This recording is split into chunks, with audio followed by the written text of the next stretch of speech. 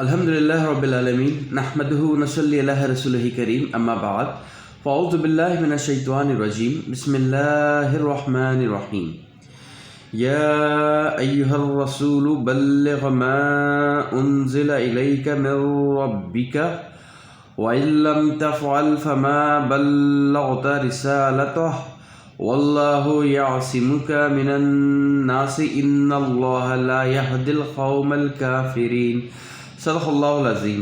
اللہم صلی علی محمد وعلی آل محمد کما صلیت علی ابراہیم وعلی آل ابراہیم انک حمید مجید۔ اللہم بارک علی محمد وعلی آل محمد کما بارکت علی ابراہیم وعلی آل ابراہیم انک حمید مجید۔ اللہم ارنا الحق حقا وارزقنا اتباعہ وارنا الباطل باطلا وارزقنا اجتنابہ۔ ربی یسر ولا تعسر وتمم بالخیر۔ رب اشرح لی صدری ویسر لی امری واحلل عقدۃ من لسانی یفقہوا قولی وجعلی وزیرا من اہلی آمین یا رب العالمین۔ السلام علیکم ورحمۃ اللہ وبرکاتہ۔ ناظرین محترم، پروگرام معلومات قرآن میں خوش آمدید۔ الحمدللہ سلسلہ وار ہم سورۃ المائدہ کا مطالعہ کر رہے ہیں اور سورۃ المائدہ میں سے ہم رکوع نمبر 8 تک کے خلاصے کا مطالعہ ہم کر چکے ہیں۔ آج انشاءاللہ تعالی ہم آغاز کریں گے رکوع نمبر 9 سے۔ ذکر ہوا رکوع نمبر 9 میں نفاذ شریعت کی برکات۔ 9ویں رکوع میں یہود کے علماء و مشائخہ کو جھنجھوڑا گیا کہ وہ لوگوں کو گناہوں اور حرام خوری سے کیوں نہیں روکتے۔ مزید ارشاد ہوا کہ اگر اہل کتاب تورات اور انجیل کے احکامات نافذ کرتے تو ان پر آسمان سے بھی رحمت کی بارشیں نازل ہوتی اور زمین بھی نعمت کے خزانے اگل دیتی۔ اللہ ہمیں بھی اپنے معاشرے میں احکامات شریعت نافذ کرنے کی توفیق عطا فرمائے، آمین۔ رکوع نمبر 10 میں ذکر آیا شرک کرنے والے پر جنت حرام۔ 10ویں رکوع میں اہل کتاب کو جھنجھوڑا گیا۔ اے اہل کتاب، تم کسی بنیاد پر نہیں جب تک تم تورات اور انجیل اور جو کلام بھی تمہارے رب کی طرف سے نازل کیا گیا ہے اسے نافذ نہیں کرتے۔ آج یہی کتاب ہم مسلمانوں سے ہے کہ ہماری اللہ کی نگاہ میں کوئی اہمیت نہیں اگر ہم قرآن حکیم کے احکامات نافذ نہیں کرتے۔ اسی رکوع میں عیسائیوں کے اس عقیدہ کی زوردار نفی کی گئی کہ اللہ عیسیٰ علیہ السلام کی ذات میں حلول کر گیا ہے اور اب عیسیٰ علیہ السلام ہی خدا ہیں۔ حضرت عیسیٰ علیہ السلام نے تو اپنی قوم کو آگاہ کیا تھا جس کسی نے اللہ کے ساتھ شرک کیا تو اللہ نے اس کے لیے جنت کو حرام کر دیا ہے اور اس کا ٹھکانہ جہنم ہے اور ایسے ظالموں کے لیے کوئی شفاعت کرنے والا نہیں ہے۔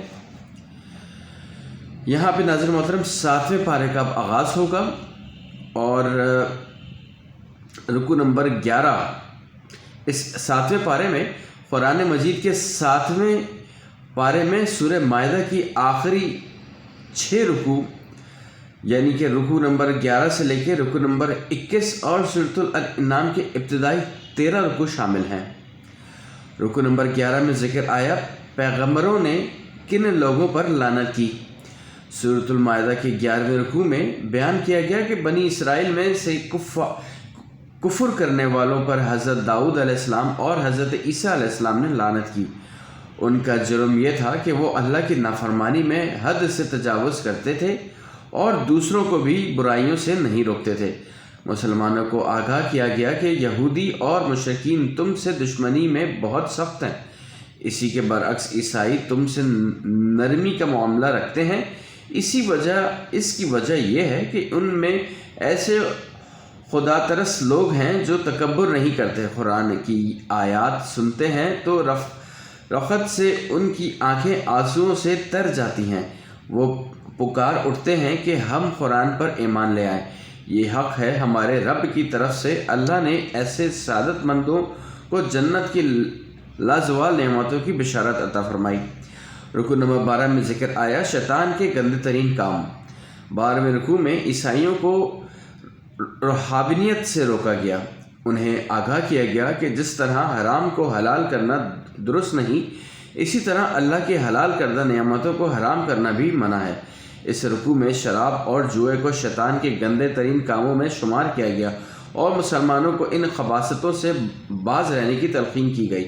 البتہ وضاحت کی گئی کہ ایسے لوگوں پر کوئی گناہ نہیں ہوگا جنہوں نے شراب کی حرمت کا حکم آنے سے پہلے شراب پی تھی۔ اب اگر وہ باز آ جائیں تو سابقہ عمل پر کوئی باز پرس نہ ہوگی۔ رکوع نمبر 13 میں ذکر آیا کثرت حق کا معیار نہیں۔ 13ویں رکوع میں وضاحت کی گئی کہ کثرت حق کا معیار نہیں، ارشاد باری تعالیٰ ہے اے نبی صلی اللہ علیہ وسلم کہہ دیجئے کہ ناپاک اور پاک دونوں کبھی بھی برابر نہیں ہو سکتے، خواہ ناپاک شے کی کثرت تمہیں کتنی ہی متاثر کرے۔ رکوع نمبر 14 بے مقصد سوالات مت کرو۔ 14ویں رکوع میں کثرت سے سوالات کرنے سے منع کیا گیا۔ بے مقصد اور فرض قسم کے سوالات کو کرنا پسندیدہ روش نہیں۔ مزید فرمایا کہ کسی اور کے بے عملی کو اپنی بے عملی کا جواز نہیں بنایا جا سکتا۔ ہر شخص اپنے عمل کا خود جواب دے گا۔ اسے چاہیے کہ خود کو گناہوں سے بچائے اور دوسروں کی اصلاح کے لیے بھی حسب استطاعت کوشش کرتا رہے۔ رکوع نمبر 15 حضرت عیسیٰ علیہ السلام کے حواریوں کا عجیب مطالبہ۔ 15ویں رکوع میں حضرت عیسیٰ علیہ السلام کو عطا کیے گئے معجزات کا بیان ہے اور ان کے حواریوں کے ایک عجیب مطالبہ کا ذکر ہے۔ انہوں نے حضرت عیسیٰ علیہ السلام سے درخواست کی کہ اللہ سے دعا کریں کہ وہ ایک ایسا دسترخوان نازل فرمائے جس پر لذیذ کھانے چنے ہوئے ہوں۔ حواری ان کھانوں کو کھا کر یقین قلبی حاصل کر لیں کہ واقع عیسیٰ علیہ السلام کی تمام تعلیمات سچی اور برحق ہیں۔ اللہ نے فرمایا کہ میں ایسا کر دوں گا، لیکن جس نے ایسا فرمائشی معجزہ دیکھنے کے باوجود کفر کیا تو اسے ایسی سزا دوں گا جیسے سزا کسی اور کو نہیں دی جائے گی۔ رکوع نمبر 16 میں ذکر آیا روزہ قیامت، اللہ کا سوال اور حضرت عیسیٰ علیہ السلام کا جواب۔ 16ویں رکوع میں قیامت کے روز ہونے والے ایک مکالمہ کا ذکر ہے۔ اللہ حضرت عیسیٰ علیہ السلام سے پوچھے گا کہ کیا آپ نے لوگوں سے کہا تھا کہ مجھے اور میری والدہ کو معبود بنا لو؟ وہ کہیں گے کہ اے اللہ، اگر میں نے ایسا کہا ہوتا تو آپ کے علم میں ہوتا۔ آپ جانتے ہیں کہ میرے جی میں کیا ہے، لیکن مجھے نہیں معلوم کہ آپ کے جی میں کیا ہے۔ اگر آپ شرک کرنے والوں کو عذاب دیں تو یہ آپ کا اختیار ہے، کیونکہ وہ آپ کے بندے ہیں۔ اگر آپ انہیں معاف فرما دیں تب بھی آپ زبردست اور حکمت والے ہیں۔ اللہ فرمائے گا کہ دنیا میں سچوں کو سچ بولنے کا نقصان ہوتا رہا، لیکن آج کے دن ان کا سچ انہیں فائدہ دے گا۔ آج انہیں ہمیشہ کے لیے ایسے باغات میں داخل کر دیا جائے گا جن کے نیچے سے نہریں بہتی ہیں۔ اللہ ان سے راضی ہو گیا اور وہ اللہ سے راضی ہوں گے۔ یہی ہے عظیم کامیابی۔ اللہ ہم سب کو عطا فرمائے، آمین یا رب العالمین۔ ناظرین محترم، یہاں پہ باقاعدہ آغاز ہو رہا ہے سورۃ الانعام کا۔ سورۃ الانعام میں مشرکین مکہ پر اہتمام حجت کا ذکر ہے۔ رکوع نمبر 1 میں ذکر ہوا اللہ نے انسانوں کو رسول کیوں بنایا۔ پہلے رکوع میں مشرکین مکہ کو آگاہ کیا گیا کہ وہ حق کو جھٹلا چکے ہیں، لہٰذا اب ان پر اللہ کی طرف سے عذاب آ کر رہے گا۔ اس رکوع میں قریش کے اس اعتراض کا جواب بھی دیا گیا کہ اللہ نے کسی فرشتے کو رسول بنا کر کیوں نہ بھیجا۔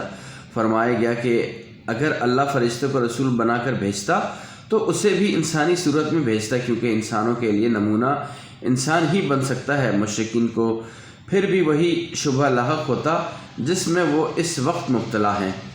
رکوع نمبر 2 امت مسلمہ کی شرک سے حفاظت۔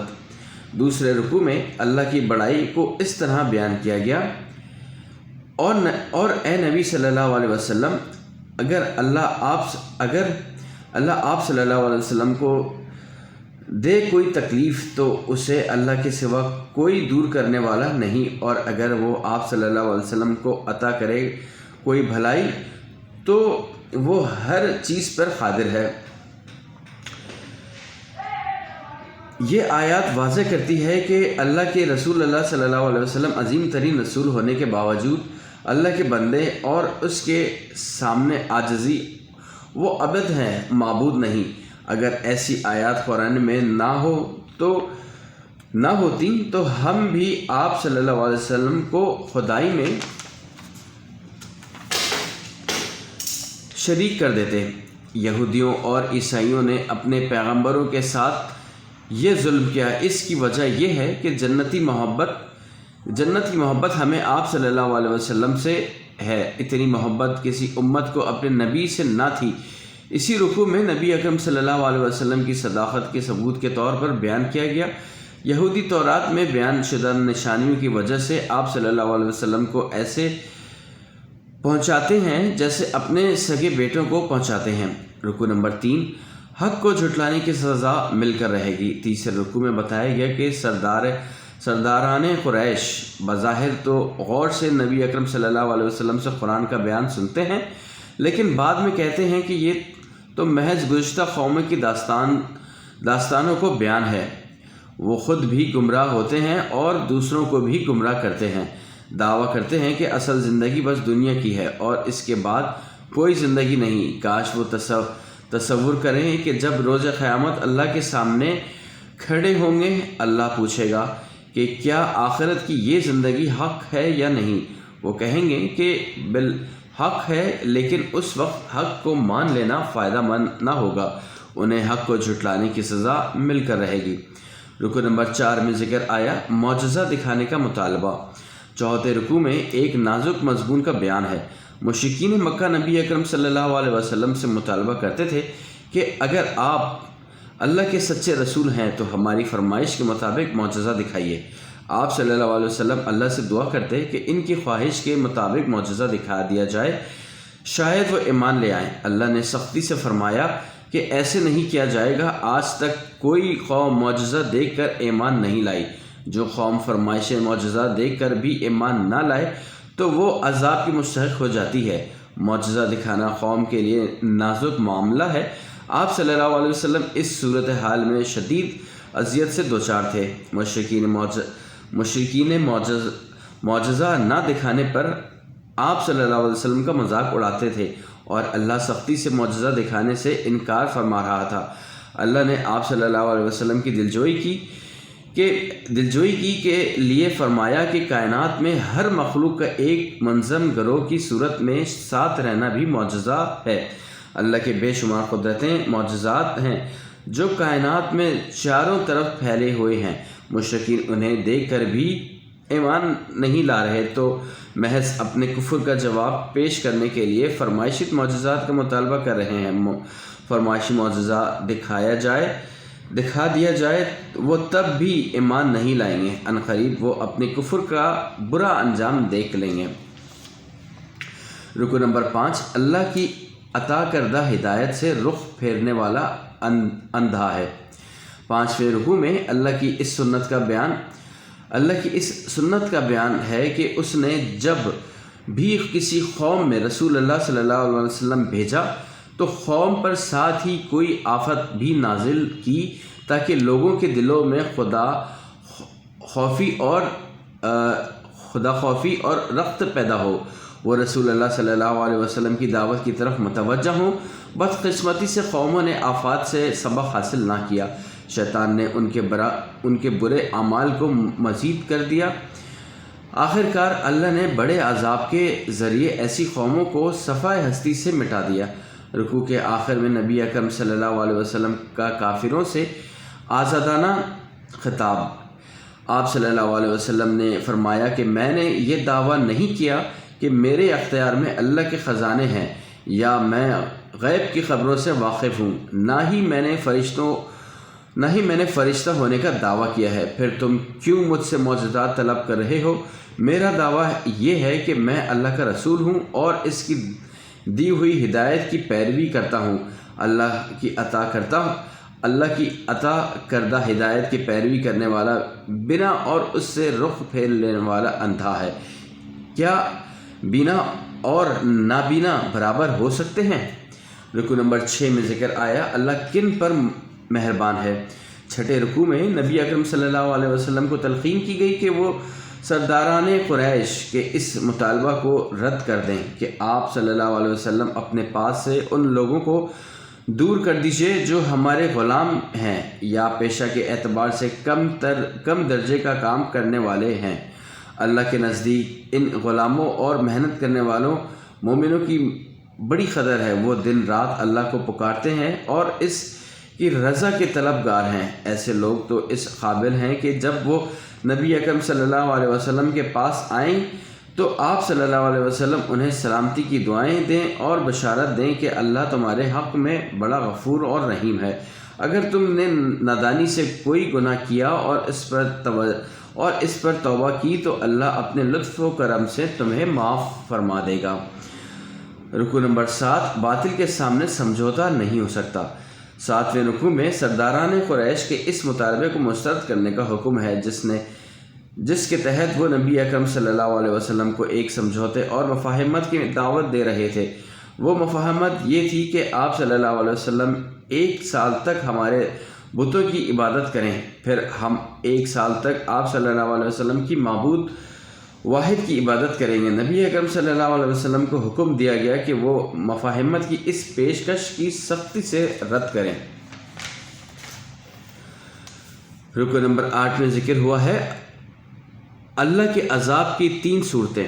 8ویں رکوع میں آگاہ کیا گیا کہ نافرمان قوموں پر اللہ کے عذاب کی 3 صورتیں ہیں۔ پہلی یہ کہ اللہ آسمان سے کوئی آفت نازل کر دیتا ہے جیسے طوفانی بارشیں۔ دوسری یہ کہ زمین سے کوئی تباہی آ جاتی ہے جیسے کہ زلزلے۔ تیسری صورت یہ ہے کہ اللہ کسی قوم کو گروہوں میں تقسیم کر کے آپس میں ٹکرا دیتا ہے۔ آج ہمیں عذاب کی ان تینوں صورتوں کا سامنا ہے۔ اللہ ہمیں گناہوں سے بچنے کی توفیق عطا فرمائے، آمین۔ اس رکوع میں مزید حکم دیا گیا کہ اگر کسی محفل میں اللہ کی آیات کا مذاق اڑایا جا رہا ہو یا شاعری دینی کی توہین کی جا رہی ہو تو غیرت دینے کا ثبوت دو اور وہاں سے فوراً اٹھ جاؤ۔ رکوع نمبر 9 میں ذکر آیا ہے ڈوبنے والے معبود نہیں ہو سکتے۔ 9ویں رکوع میں اس تدبیر کا ذکر ہے جس کے ذریعے حضرت ابراہیم علیہ السلام نے ستارہ پرستوں، چاند پرستوں اور سورج پرستوں کو توحید کی پہچان کروانے کی کوشش کی۔ انہوں نے ستارہ دیکھا تو کہا یہ میرا رب ہے، جب وہ ڈوب گیا تو کہا جو ڈوب گیا وہ مجھے کیا عروج دے گا۔ جب چاند کو دیکھا تو کہا کہ یہ میرا رب ہے۔ جب چاند بھی ڈوب گیا تو فرمایا جب تک میرا رب مجھے ہدایت نہ دے گا میں صحیح معبود کی معرفت حاصل نہیں کر سکتا۔ جب سورج کو دیکھا تو کہا کہ ہاں یہ میرا رب ہے، یہ سب سے بڑا ہے۔ جب سورج بھی ڈوب گیا تو اعلان کیا کہ میں اعلان برات کرتا ہوں ستاروں، چاند اور سورج کو معبود ماننے سے۔ میں اپنا رخ کرتا ہوں اس ہستی کی طرف جو ستاروں، چاند اور سورج کو بنانے والی ہے۔ ناظرین محترم، یہاں تک تو مطالعہ مکمل ہوا ہے سورۃ الانعام کے رکوع نمبر 9 کے خلاصے کا۔ آئیے اگلی نشست میں ہم کیا جانیں گے اس کا جو مفہوم ہے وہ میں آپ سے ذکر کر دیتا ہوں۔